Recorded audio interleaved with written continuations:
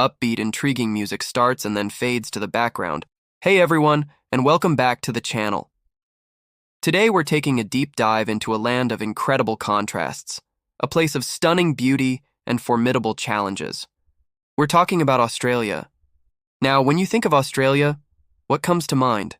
Kangaroos hopping through the Outback? Sun-kissed surfers on golden beaches? The iconic Sydney Opera House? You wouldn't be wrong, but there's a much more complex and fascinating story to this continent. Did you know that Australia is the sixth largest country in the world by land area? It's absolutely massive. To put it in perspective, it's about the same size as the 48 contiguous United States. You could fit the entire United Kingdom into Australia over 30 times. With all that space, you'd think it would be teeming with people everywhere, right? Well, here's the twist. Australia is also one of the most sparsely populated countries on Earth. A huge, sprawling land, yet most of its population is squeezed into a few coastal cities. Why is that? The answer lies in a simple yet life-defining word: water, or more accurately, the lack of it. Australia is the driest inhabited continent on the planet. Around 70% of the mainland is classified as arid or semi-arid. We're talking about vast, sprawling deserts like the Simpson, the Great Victoria, and the Gibson. These aren't just patches of sand. They are immense, unforgiving landscapes that stretch for hundreds of thousands of square kilometers. This massive, dry heart of the country is famously known as the Outback. Life in the Outback is a constant battle against the elements. Temperatures can soar to scorching highs, often exceeding 40 degrees Celsius or 104 Fahrenheit for weeks on end. And rain? It's an unpredictable and precious commodity. Some areas might not see a single drop for years. This scarcity of water has shaped everything about the continent, from where people live to the very evolution of its unique wildlife. It dictates where farms can exist, where towns can be built, and where life can thrive. The Great Dividing Range, a mountain range running down the east coast, plays a crucial role. It traps moisture coming from the Pacific Ocean, creating a relatively lush green corridor where cities like Sydney, Melbourne, and Brisbane are located. But once you cross those mountains heading west, the landscape changes dramatically. It becomes drier, flatter, and far more challenging. So, how did life adapt to such a tough environment? Well, Australia's flora and fauna are masters of survival. Take the iconic kangaroo. They have an amazing ability called embryonic diapause, where a mother can pause her pregnancy during a drought and wait for better conditions to give birth. It's an incredible evolutionary trick to ensure the survival of their young. Or consider the koala, which gets most of the water it needs from the eucalyptus leaves it eats, a plant that is poisonous to most other animals. And the plants themselves are just as tough. Eucalyptus trees have deep root systems to find underground water and can even shed their bark to conserve moisture. Wattle trees have seeds that can lie dormant in the soil for decades, waiting for the heat of a bushfire to crack them open and trigger germination. These are not just plants and animals. They are symbols of resilience, perfectly tailored to a land of extremes. And it's not just the dryness.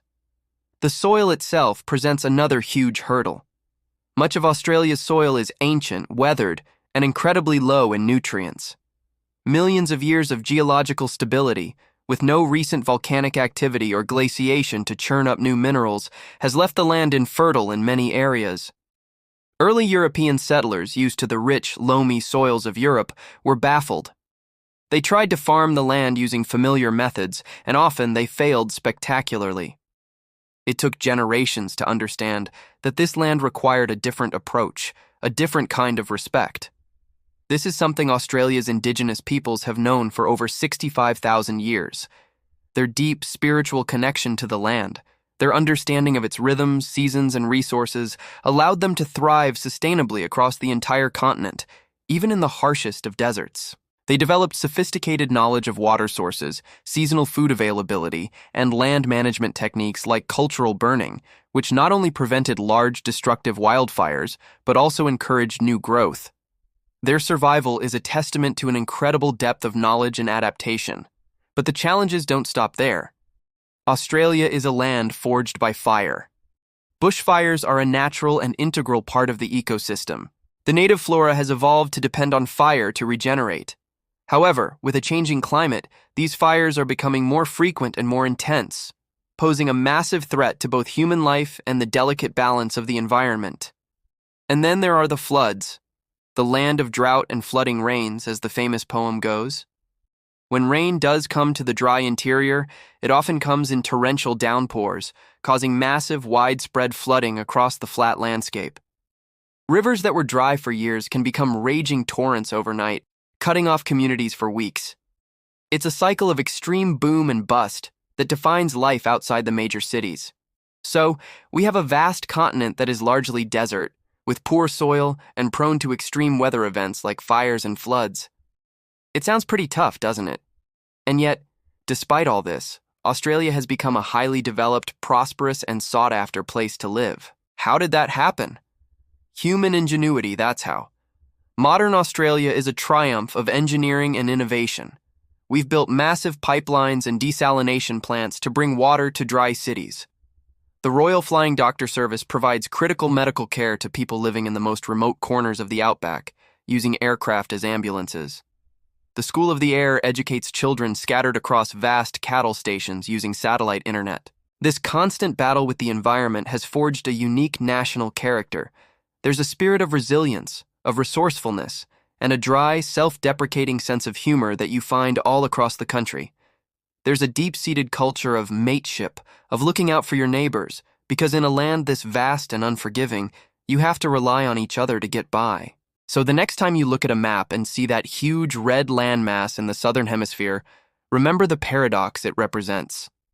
It's a continent of immense size and immense difficulty, a place where life has had to be incredibly tough and clever to survive.